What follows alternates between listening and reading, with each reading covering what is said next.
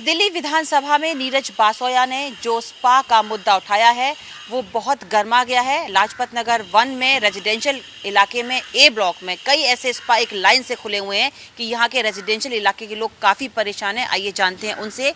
ये बताइए कि यहाँ पर जो स्पा सेंटर खुले हुए हैं आपको क्या परेशानी है? हमें परेशानी ये है कि जैसे मेरी पोती है 18 साल की है, निकल नहीं सकती, कहती है मम्मी हम जाते हैं उस तरफ से दादी, तो सामने देखते हैं हम कि गाड़ियों में लड़के उतर रहे हैं, औरतें उतर रही हैं, कोई रहने का माहौल नहीं रह गया यहाँ पे। ये कमर्शियल एरिया थोड़ी है, कमर्शियल एरिया में जाएं, यहाँ मोहल्ले में क्या काम है इनका?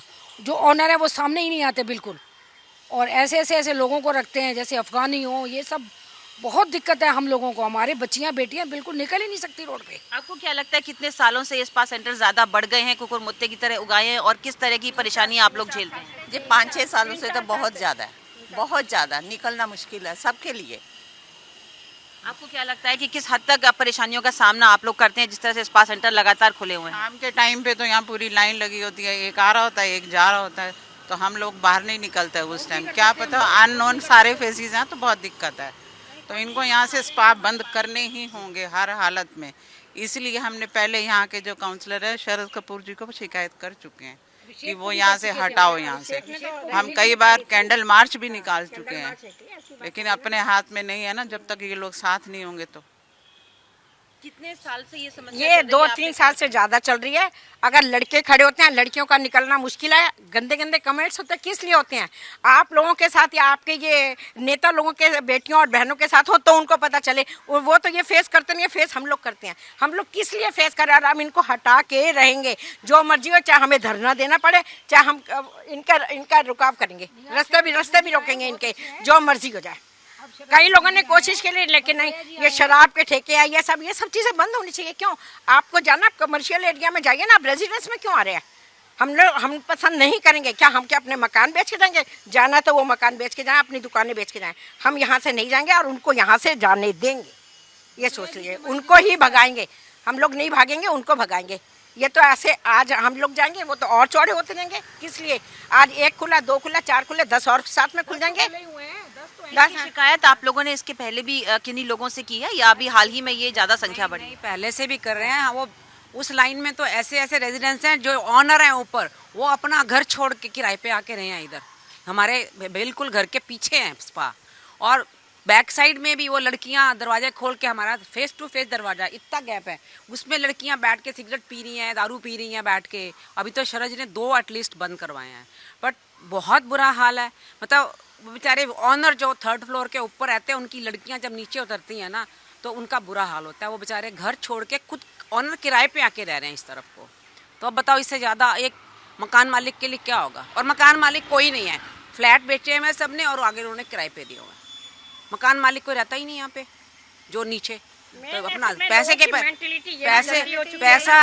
आप किस तरह की समस्याएं फेस कर रहे हैं? जितने स्पा सेंटर खोले हैं, पहले 1-2 थे, अभी बहुत ज्यादा लाइन से खुल गए। ये मामला विधानसभा में भी उठाया? बिल्कुल उठाया है, तो बहुत अच्छा किया उन्होंने उठाया। इससे पहले मदन लाल जी को भी हमने यही कंप्लेंट किया था, व्हाट्सएप किया था, लेकिन जितना साथ उन्होंने दिया वो सब ठीक है। लेकिन अब मैं आपको एक किस्सा ही सुना देती हूँ कि जो मेरे साथ ही हुआ है आज से 2 साल पहले।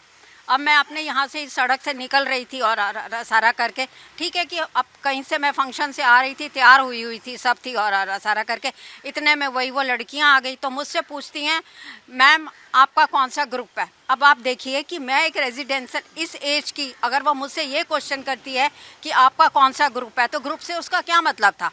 यही था ना कि उसको अपने आप को प्रपोज करना था मुझे कि आप मुझे अपने उसमें शामिल कर लो। मतलब हम लोगों के साथ ये हो रहा है, तो आप सोचिए कि हमारी छोटी छोटी बेटियां, बहुएं जो निकलती होंगी, उनके साथ क्या होता होगा। तो ये सारी बातें हैं जो हम इतना फेस करते चले आ रहे हैं, तो इतना मुश्किल है कि हम जब इन सब लोगों का भी निकलना, तो मतलब कितना बार हम लोग ये सब कितना फेस कर सकते हैं, आप मुझे बताइए। क्योंकि ऐसा तो है नहीं कि अब मैं डर के मतलब मैं बाहर निकलना बंद कर दूंगी या ये सब करूंगी। तो यही कह सकते हैं कि इस समय रेजिडेंस में काफी डर है इस बात को लेकर के, कंप्लेंट भी कर चुके हैं। आप क्या कहना चाहती हैं इस बारे में? मैं ये भी कहना चाह रही हूँ कि एक हमारे मोहल्ले में दिक्कत और भी है, तो बसोए जी से ये भी कहना चाहते हैं कि इस तरफ भी ध्यान जरूर दें कि बिल्कुल वैष्णो मंदिर के सामने, उसके आगे मंदिर है एक और, वहाँ सारी लाइन से लड़कियां खड़ी हो जाती हैं। सब पूरा एरिया बना रखा है। और अगर पुलिस आती है तो गलियों में छिप जाती है पीछे। गलियों में लाइट की व्यवस्था नहीं है, सफाई की व्यवस्था नहीं है। इतना माहौल खराब कर रखा है यहाँ लाजपत नगर का कि पूछो मत। अगर इन लोगों ने कोई एक्शन नहीं लिया ना तो हम सारे मोहल्ले वाले पैसे इकट्ठे करके हम अपना अलग से पर्सनल वकील करेंगे और इनके खिलाफ केस लड़ेंगे। कोर्ट जाएंगे, बिल्कुल जाएंगे। जब हमें परेशानी होगी तो हम जरूर कोर्ट जाएंगे। यही फिर एक रास्ता बचा। मेरा नाम गीता आहूजा। हम तो फिर क्या कहते हैं, नहीं इनके खिलाफ, अगर खिलाफ इनके नहीं जाएंगे तो इनके कदम आगे बढ़ते जाएंगे और हमें इनके खिलाफ जाना ही जाना है। मेरा नाम सरिता अरोड़ा है। मैं लाजपत नगर ही रहती हूँ। यहीं पास में जिस रोड से हम रोज़ आते जाते हैं, यहाँ इतने स्पाज हैं, अननोन पीपल खड़े रहते हैं यहाँ पे रात के टाइम, सुबह के टाइम, तो हमको बहुत दिक्कत होती है। आजकल वैसे दिल्ली में इतनी करप्शन है और रेजिडेंस में कईयों के घर में यंग डॉटर्स भी हैं, सामने खड़े हों, टारगेट करते हैं, उनको देख के छीटाकसी करना, तो ये गलत है। हमने इसकी शिकायत शरद कपूर जो भी की है, उन्होंने भी हमारी बहुत हेल्प की है, पर ये लोग ऑनर कोई भी सामने नहीं आता। जिन्होंने ये स्पास अपने रेंट पे दे रखे हैं, आके ये ले जाएं। उनको बताया गया कि प्रॉब्लम हो रही है रेजिडेंस को, लेकिन वो सामने नहीं आते हैं। कितनी पुलिस पुरानी भी समस्या है नहीं। ये कम से कम 5-6 साल से तो बहुत ज़्यादा हो गए हैं, बहुत ज़्यादा हो गए हैं। और बाहर से भी लोग यहाँ आते हैं, तो जो लोग हमारी पहचान के नहीं हैं, तो हमारी सुरक्षा में भी बाधा हैं ये लोग। तो हमको इस चीज़ की बड़ी प्रॉब्लम है।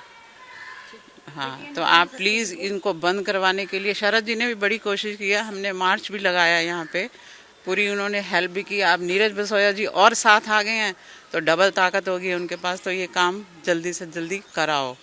बहुत दिक्कत है इस चीज़ के लिए। Thank you. देखिए, परेशानी यही है कि इट इज़ सिंबलाइजिंग बेसिकली कि everything can be done if you pay money और you grease politicians as well as police. So that is the main issue, and all sort of immoral activities are taking place. It is not spa. Spa basically is not there. If you go there in the evening, there will be gentlemen asking you to come and all that, and they will be looking more like Thailand street. It is like that. It is not good for residential area or even commercial area. Say such activity should not take place.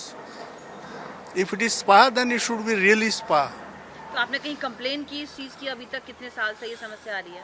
My councillor knows, MLAs knows, and they have visited also. They have, I think, sealed few, but I am not sure whether they have reopened or not opened. But on this basically small street, I think 12 to 14 spas are there. How it is possible at actually all sort of people come to only have that thing which they have in mind. तो आपको लग रहा है ये सब सरकारी मिलीभगत से है? Sarkar, I can't say, but individual politicians and police, mainly it is police. I wanted to protest along with few residents, but I was advised not to do that because they even carry gun also. So that is a real threat. It's a real threat of your life? Not my life, but whosoever complains, they will harass him, na? And it is not that services are say basically obtained by residents here. It is from all over Delhi people come. बिल्कुल, तो देख सकते हैं आप कि residents किस लिए परेशान है। यहाँ पर जो मामला विधानसभा में नीरज बासोया ने उठाया, वाकई में यहाँ पर हमने देखा, हमारी टीम, इंडिया डेली की टीम ने यहाँ पर देखा कि सभी महिलाएं और यहाँ के रेजिडेंट्स परेशान हैं और घर बदलने पर भी मजबूर हैं और वो कहीं और जा कर के रहते। ये जो समस्या है 4-5 साल से ज़्यादा बढ़ गई है और फिलहाल इसको ख़त्म करने के लिए इन लोगों ने मार्च भी निकाला है और ये लोग MCD और दिल्ली पुलिस के पास भी गए हैं। कैमरामैन कमल के साथ दृष्टि गुप्ता, इंडिया डेली, दिल्ली।